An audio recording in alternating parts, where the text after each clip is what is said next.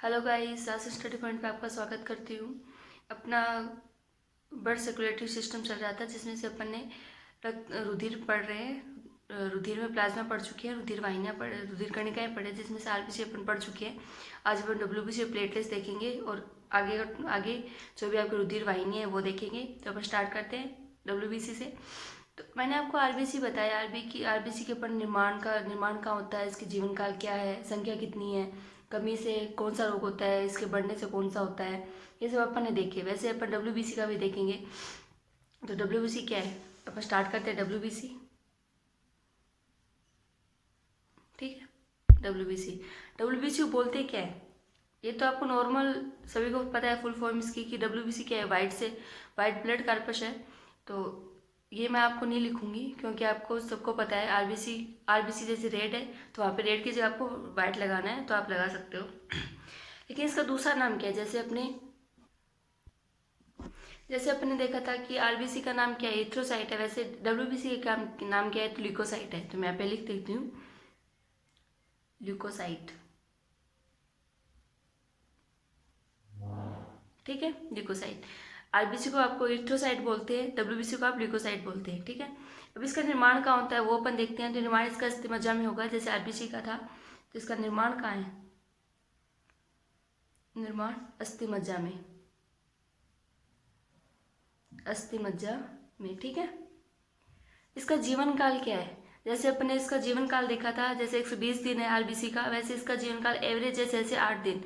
तो यहाँ पे मैं जीवन काल लिख देती हूँ, जीवन काल। ठीक है, जीवन काल 6 से 8 दिन। गाइज ये एवरेज है, क्योंकि 6 से 8 दिन इसलिए मैंने बोला कि कभी आपको 7 भी दे सकते हैं, 9 भी दे सकते हैं, फिर 5 भी दे सकते हैं जीवन काल में।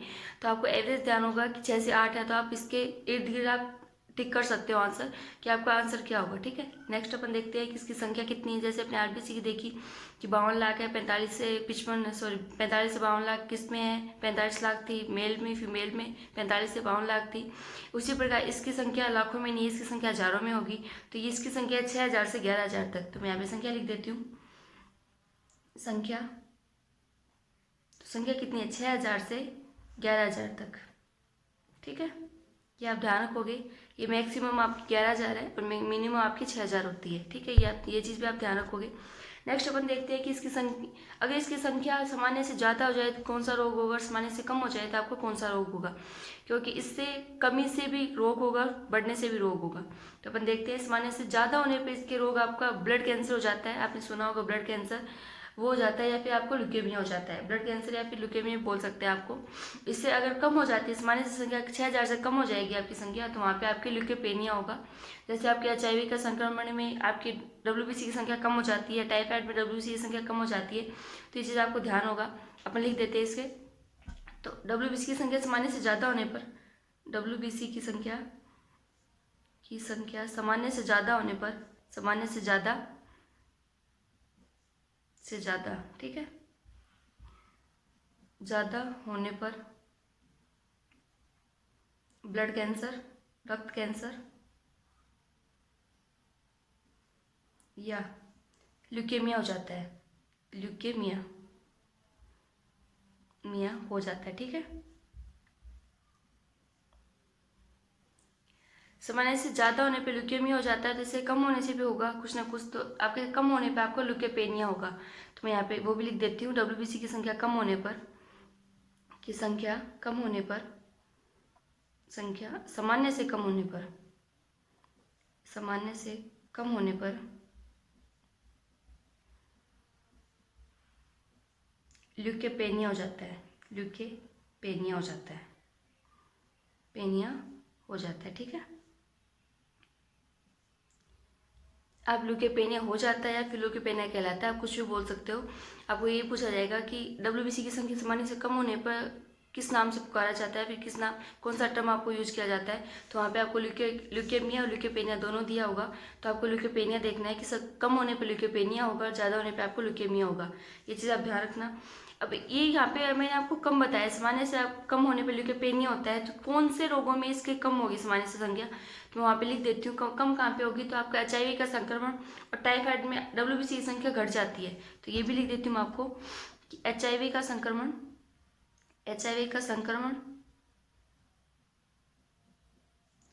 व टाइफाइड में WBC की संख्या कम हो जाती है, संख्या घट जाती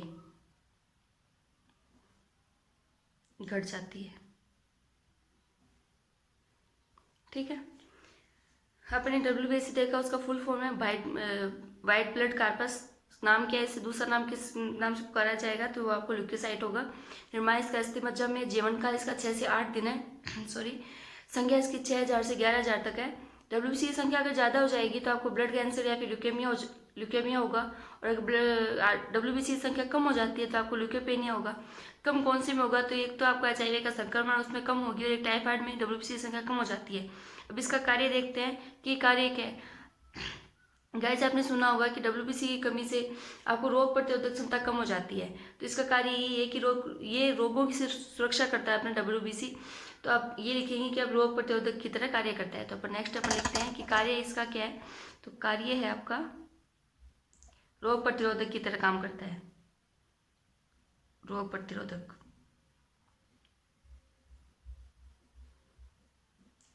की तरह काम करता है। ठीक है, तरह काम करता है। ठीक है, WBC अपन देख चुके हैं। अपन रद्द करने का ही पढ़ लें, जिसमें से RBC पढ़ चुके, WBC पढ़ चुके। अब तीसरा क्या है आपका प्लेटलेट्स है। तो अपन प्लेटलेट्स देखेंगे कि प्लेटलेट्स का निर्माण का है, जीवन काल क्या है। तो अपन प्लेटलेट्स देखते हैं। प्लेटलेट्स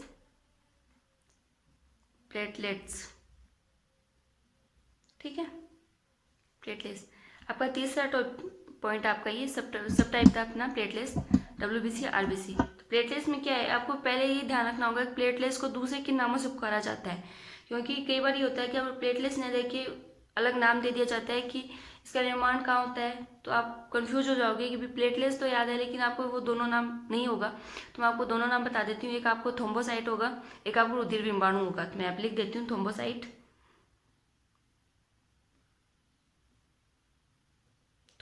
या फिर रुधिर बिंबाणु।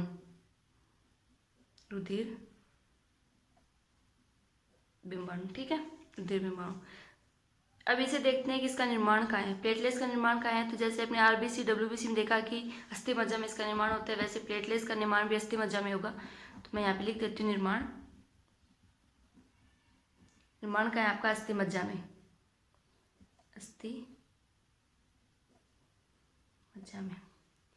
मैंने पिछली क्लास में बताया था कि अस्थि मज्जा क्या है, हड्डियों के बीच पाए जाने वाला तरल पदार्थ है, उसे अस्थि मज्जा बोलते हैं। तो अब यहाँ पे कंफ्यूज मत होना कि अस्थि मज्जा क्या है, क्योंकि मैंने पीछे जो अपने वीडियो देखा था उसमें अपन देख चुके हैं कि अस्थि मज्जा क्या है। मैंने यहाँ पे बता दिया कि हड्डियों के बीच में जो तरल पदार्थ पाया जाता है उसे अस्थि मज्जा नाम से पुकारा जाता है। तो यहाँ पे प्लेटलेट्स का निर्माण उसी तरल पदार्थ में होगा, अस्थि मज्जा में होगा। इसका जीवन काल क्या है, जैसे WBC का जीवन काल 6 से 8 दिन एवरेज था, उसी प्रकार इसका भी जीवन काल 6 से 8 दिन है। तो यहाँ पे जीवन काल लिख देती हूँ मैं, जीवन काल तो वो है 6 से 8 दिन। ठीक है, संख्या कितनी है इसकी, जैसे अपने WBC की संख्या हजारों में थी, RBC के लाखों में है, तो इसकी संख्या लाखों में होगी। तो वो कितनी है, तो ये 2 लाख से 4 लाख तक होती है इसकी संख्या। तो मैं यहाँ पे संख्या लिख देती हूँ आपको, संख्या 2 लाख से 4 लाख। ठीक है, प्रति mm³, इसे प्रति बोलते हैं, प्रति mm³ बोलते हैं। ठीक है, अब ये देखते हैं कि इसकी कमी से कौन सा रोग है। इसके बढ़ने से कुछ नहीं है, इसकी कमी से रोग है। कौन सा रोग होता है वो देखते हैं। तो इसकी कमी होगी तो आपको डेंगू में आपकी इसकी प्लेटलेट्स की कमी होगी। तो मैं लिख देती हूँ इसकी कमी से डेंगू। ठीक है, अब डेंगू को दूसरे नाम से किस नाम से पुकारा जाता है वो आपको पता है, हड्डी तोड़ बुखार है। मैंने आपको जब सामान्य रोग करवाए थे तभी मैंने आपको ये नाम बताया था। अभी लिख देती हूँ यहाँ पे हड्डी तोड़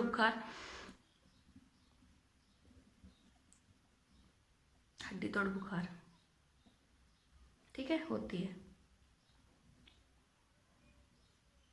ठीक है गाइस, इसमें ये होता है कि आपको जब डेंगू होता है तो आपकी प्लेटलेट्स की संख्या काफ़ी कम हो जाती है, और अगर एक मिनिमम इसकी संख्या होती है उससे अगर कम हो जाती है तो वहाँ पे डेथ भी हो सकती है। तो प्लेटलेट्स की संख्या कम नहीं होनी चाहिए। तो आप प्रॉपर आप खाना पीना किया करो। और एक बात और है, मैं आपको लिख नहीं दी, आपको डिश रूप से बता देती हूँ कि आपकी अगर कमी होती है प्लेटलेट्स की तो डॉक्टर आपको कीवी खाने के लिए बोलते हैं। तो कीवी एक ऐसा फ्रूट है जिसमें आपको अगर खाते हैं तो अपन तुरंत आपकी प्लेटलेट्स बढ़ती है। मैंने ये आपको एडिशन बताया, मैं लिखूंगी नहीं यहाँ पे, ठीक है। नेक्स्ट अपन देखते हैं, आपको रक्त कणिकाएं कंप्लीट हो चुकी है, आरबीसी डब्ल्यूबीसी प्लेटलेट्स हो गई। अब आपकी रुधिर वाहिनियाँ हैं और थर्ड आपका हृदय है। तो अपन रुधिर वाहिनियाँ देखते हैं कि रुधिर वाहिनियाँ क्या है, ठीक है। नेक्स्ट अपन देखते हैं रुधिर वाहिनियाँ। नेक्स्ट आपकी रुधिर वाहिनियाँ है, तो अपन 2 नंबर लिख देते हैं रुधिर वाहिनियाँ,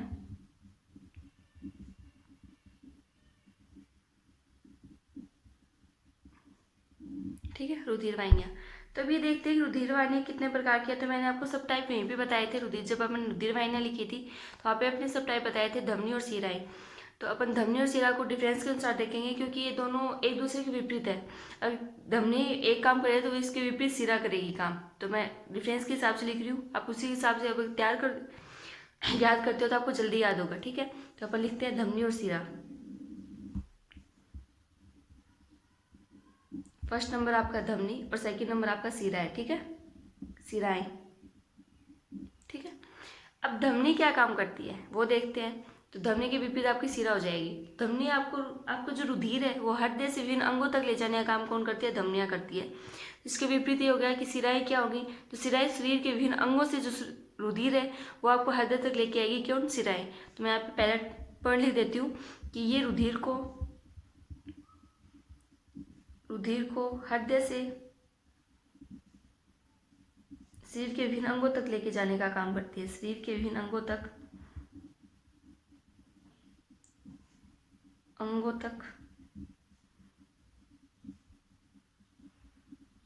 लेकर जाने का काम करती है,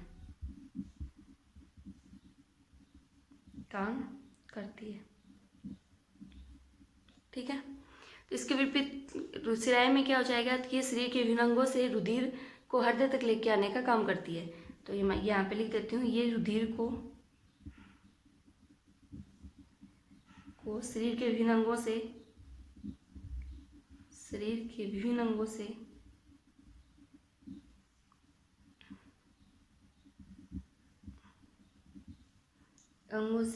हृदय तक लाने में काम करती है, हृदय तक लेके आती है,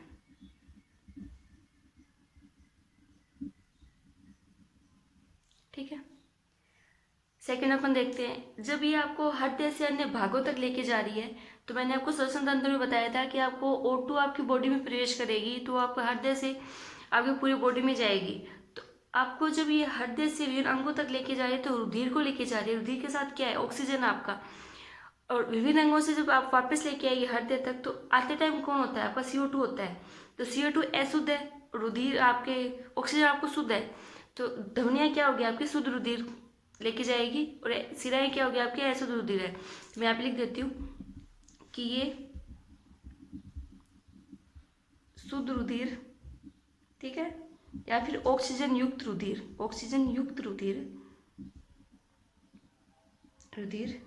लेकर जाती है, ठीक है। अब इसमें क्या हो गया कि विभिन्न अंगों से लेके आ रही है तो यहाँ पे आते टाइम कौन होगा, CO2 होगा। तो CO2 अशुद्ध रुधिर रूप में आएगा।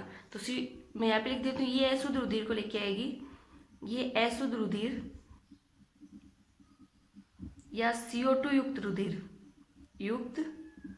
रुधिर, ठीक है, लेकर आती है, ठीक है। थर्ड अपन देखते हैं, ये 2 आप समझ चुके होंगे। थर्ड अपन देखते हैं कि ये शरीर पे दिखाई देती है, कौन सी आपकी शरीर पे दिखाई देगी और कौन सी आपकी शरीर पे दिखाई नहीं देगी। तो गाइस आपने काफ़ी बार आपने अपने हाथों को देखा होगा कि हाथों पे आपके जैसे ये है तो यहाँ पे आपको सेल्स दिखाई दे रही है नीले रंग की, तो ये अशुद्ध रुधिर है। अशुद्ध रुधिर कहाँ पे है, शिराएं में है, तो ये दिखाई देगी शरीर पे शिराएं। और जो रुधिर वाहिनियों में धमनियाँ हैं वो शरीर पे दिखाई नहीं देगी, ठीक है। तो मैं यहाँ पे ये शरीर पर दिखाई देती है, शरीर पर दिखाई नहीं देती, ठीक है, दिखाई नहीं देती। शरीर पर दिखाई कौन नहीं देती, धमनियाँ नहीं देती। तो इसके विपरीत क्या होगी, शिराएं, तो ये शरीर पर दिखाई देगी। तो ये लिख देती हूँ मैं, ये शरीर पर दिखाई देगी, ये शरीर पर दिखाई देगी, ठीक है। कभी आप देखना हाथों पे देखना, जैसे आपको नीले रंग की कुछ दिखाई, जैसे डॉक्टर इंजेक्शन लगाता है आपके, ठीक है, तो डॉक्टर इंजेक्शन लगाता है तो आपको नीले रंग की वो देखते हैं, नस देखता है, नस पे लगाता है इंजेक्शन, तो वो ऐसे रुधिर होता है वहाँ पे, वो नसों पे लगाता है। तो आपने वो चीज़ देखी होगी, कभी नोट भी किया होगा। तो वो क्या है, सिराई है, और जो आपको दिखाई नहीं देती, जो सिराई के नीचे रहती है, वो आपकी धमनी है। तो सिराई में आपको रंग देख लिया होगा कि सिराई आपकी लाल और नीले रंग की दिखाई देगी, लेकिन धमनियाँ आपको लाल रंग की दिखाई देगी। तो मैं यहाँ पे लिख देती हूँ, ये लाल रंग की होती है, लाल रंग की होती है, ठीक है। जबकि ये कौन सी होगी, ये लाल व नीले दोनों रंग की होगी, तो ये लाल व नीला दोनों होगा, नीले रंग की होती है, ठीक है, दोनों रंग की होती है। नेक्स्ट अपन देखते हैं कौन सा है। अपन 4 पढ़ चुके हैं, 5 और देख लेते हैं इसका रेफरेंस। तो ये अपन बीपी बोलते हैं, ब्लड प्रेशर, उसको कम व ज़्यादा होने पर भी धमनी सिराएं होती है। मान कहाँ पे आपका बीपी का मान ज़्यादा होगा, कहाँ पे आपके बीपी का मान कम होगा। तो धमनी है, वहाँ पे शुद्ध रुधिर है, शुद्ध रुधिर अगर O2 को लेके जा रहा है तो वहाँ पे बीपी का मान ज़्यादा होगा। और सिराएं हैं जो CO2 को लेके आ रही है और विभिन्न अंगों से वापस लेके आएगी तो वहाँ पे बीपी का मान कम होगा। तो ये चीज़ मैं लिख देती हूँ आपको, बीपी का मान ज़्यादा होगा, ठीक है, होगा। और इधर क्या होगा कि यहाँ पे बीपी का मान कम होगा, बीपी का मान कम होगा, ठीक है। ये आप ध्यान रखोगे, बीपी का मान ज़्यादा कहाँ पे होगा, तो धमनियों में। कई बार ये पूछ लिया जाता है कि किसका मान, रक्तदाब का मान कहाँ पे ज़्यादा होगा, तो वहाँ पे धमनियाँ सिराएं सब कुछ दी होगी, तो वहाँ पे आपको ध्यान रखना होगा कि ज़्यादा आपको धमनियाँ में होती है और कम आपकी सिराई में होगी, ठीक है। तो जब अपन बीपी नाम देख चुके हैं कि बीपी क्या होती है, तो अपन बीपी को डिटेल से पढ़ ही लेते हैं कि बीपी क्या है। तो बीपी बोलते किसी है, तो आपको बीपी रक्तदाब है, ब्लड प्रेशर। तो मैं यहाँ पे बीपी बता देती हूँ आपको, बीपी, ठीक है। इसे क्या बोलते हैं, रक्तदाब, ठीक है, रक्तदाब, बीपी या रक्तदाब। ये होती क्या है, कहाँ पे इसका दाब लगता है, इस माने से ज़्यादा हो जाए तो क्या बोलते हैं, कम हो जाए तो इसे क्या बोलते हैं। तो ये रुधिर के द्वारा रुधिर वाहिकाओं की भित्ति पर लगाया गया दाब है। रुधिर आपकी, जो आपकी रुधिर की वाहिकाएं हैं, जो वाहिनियाँ अपन पढ़ रहे हैं, जैसे धमनी सिरा, उस पर जो दाब लगाता है रुधिर, वो आपका रक्तदाब है। जैसे धमनियों में अपन ज़्यादा हो जाएगा बीपी का मान और सिराओं में आपका कम होगा, तो जहाँ पे दाब ज़्यादा लग रहा है वहाँ पे मान ज़्यादा होगा, जहाँ पे कम लग रहा है वहाँ पे मान कम होगा। तो ये चीज़ मैं लिख देती हूँ, रुधिर के द्वारा रुधिर वाहिका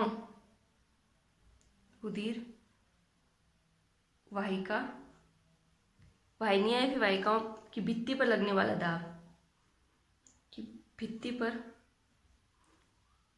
लगाया गया दाब, ठीक है। दाब क्या कहलाता है, रक्तदाब कहलाता है, दाब रक्तदाब कहलाता है,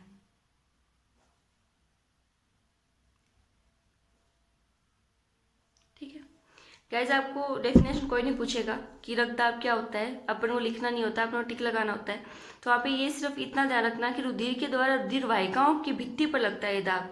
अगर आपको कहीं और नाम दिया होगा वो आप ध्यान रखेंगे कि रुधिर वाहिकाओं की भित्ति पर लगेगा इसका दाब, और कहीं नहीं लगता। और वाहिकाएं कौन कौन सी आपकी, धमनी और सिराएं हैं। धमनियों में इसका मान ज़्यादा होता है और सिराओं में इसका मान कम होता है। तो ये चीज़ मैं आपको ऊपर बता चुकी हूँ, दोबारा लिखने की कोई जरूरत नहीं है। अब ये देखते हैं कि अगर सामान्य से ज़्यादा हो जाए तो इसे किस नाम से बोलते हैं, सामान्य से कम हो जाए तो इसे किस नाम से बोलते हैं। सबको पता है हाइपरटेंशन ज़्यादा होने पे होती है और हाइपोटेंशन कम होने पे होती है। तो यहाँ पे लिख लेते हैं अपन, सामान्य से ज़्यादा होने पर, सामान्य से ज़्यादा होना या फिर सामान्य से कम होना, ठीक है। दोनों अपन साथ में देख लेते हैं, सामान्य से कम होना, ठीक है। आपने देखा होगा हाइपर अपन किसे बोलते हैं, जब आपको गुस्सा है फिर अपन बोलते हैं कि हाइपर क्यों हो रहा है, मतलब वो तेज़ क्यों हो रहा है, फिर गुस्सा क्यों कर रहा है, जल्दी क्यों हो रहा है, तो उसे हाइपर बोलते हैं। तो ज़्यादा, जल्दी, तेज़, गुस्सा करना, तो सिर्फ हाइपर की है। तो अपन ये चीज़ आपको ध्यान रखना है कि बीपी अगर सामान्य से ज़्यादा हो जाती है तो उसे हाइपर बोलते हैं, और अगर सामान्य से कम हो जाएगी तो आपको हाइपोटेंशन बोलते हैं। तो यहाँ पे लिख लेते हैं अपन, हाइपरटेंशन, यहाँ पे हाइपोटेंशन,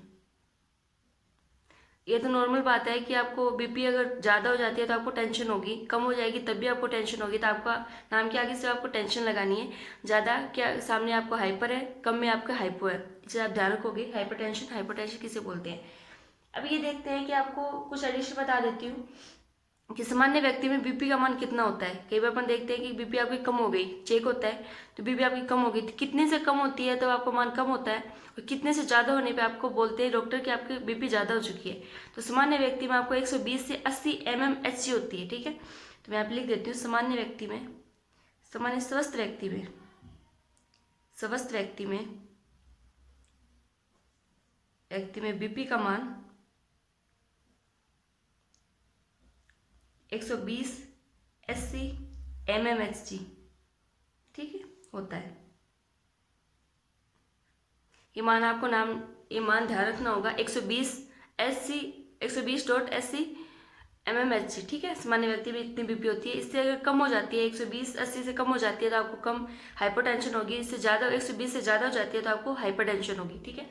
अब ये देखते हैं कि अगर ये मान अपन देख चुके हैं तो ये भी अपने देखना होगा कि ये गणना किससे होती है, बीपी की गणना किससे होती है। जैसे अपन ने पीछे आरबीसी डब्ल्यूबीसी गणना देखी थी, वैसे अपने बीपी की गणना भी देखते हैं कि बीपी की गणना किससे होती है। तो मैं यहाँ पे लिख देती हूँ बीपी की गणना,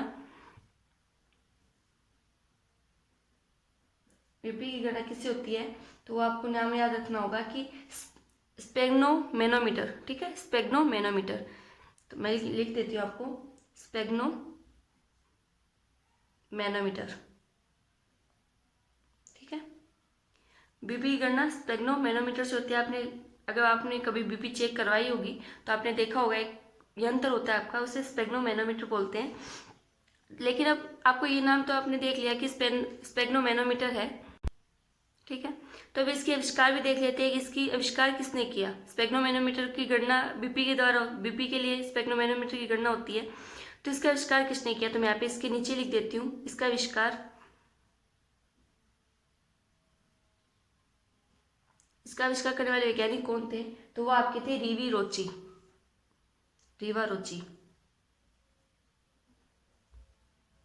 ठीक है। ये चीज़ आप ध्यान रखो कि स्पेग्नोमेनोमीटर का आविष्कार रीवा रोची ने किया था। इसके क्या काम आता है, तो ये बीपी गणना चेक करने के लिए काम आता है, ठीक है। नेक्स्ट अपन देखते हैं कि 2-3 अपन अनिश्चित रूप से नोट में लिखते हैं कि नोट, क्योंकि कई बार ये होता है कि आपको पूछ लिया जाता है कि इसका विश्व में प्रथम कौन था, भारत में प्रथम कौन था, तो वो चीज़ अपन देखते हैं, ठीक है।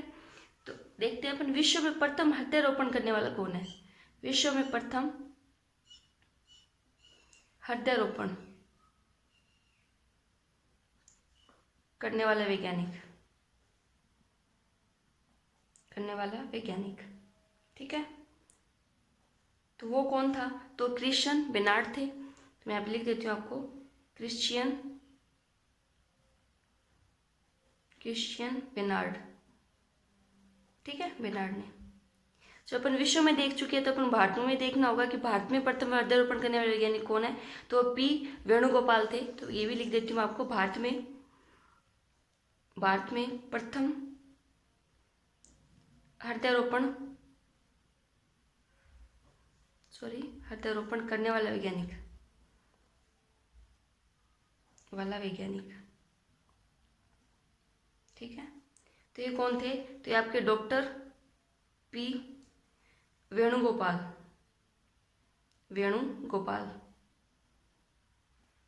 ठीक है।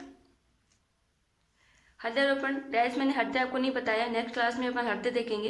तो मैंने आपको एडिशन रूप से नोट में लिख दिया कि कई चीज़ें आपको पता होना चाहिए एडिशन रूप कि विश्व में कौन था, भारत में प्रथम कौन था, ठीक है। तो ये चीज़ आप ध्यान रखना होगा। अपने आज रक्त कणिकाएं कर लिए, कंप्लीट कर दी आरबीसी डब्ल्यूबीसी प्लेटलेट्स को, रक्त वाहिनियां कर चुके हैं, धमनी सिराएं कर चुके हैं कंप्लीट। और अपन जब बीपी का नाम आया तो अपन बीपी ब्लड प्रेशर को अपन देख चुके हैं डिटेल से कि सामान्य से कम होने पे क्या होता है, सामान्य से ज़्यादा होने पे क्या होता है, अपन देख चुके हैं। नेक्स्ट अपन देखें ब्लड ग्रुप और RH फैक्टर, उसके बाद अपन हृदय देखें। तो शायद आपको 2 क्लास और होगी इसकी, फिर अपन नेक्स्ट अपन टॉपिक स्टार्ट करेंगे, ठीक है। अब आप वीडियो देख लेना, 1 बार 2 बार देखोगे तो आपको याद हो जाएंगे, क्योंकि साइंस में थोड़े से नाम हार्ड होते हैं, तो आप देखते रहना, आपको याद हो जाएंगे, ठीक है। Thank you so much. Channel को लाइक करें, शेयर करें, सब्सक्राइब करें। थैंक यू, कल मिलते हैं। Thank you.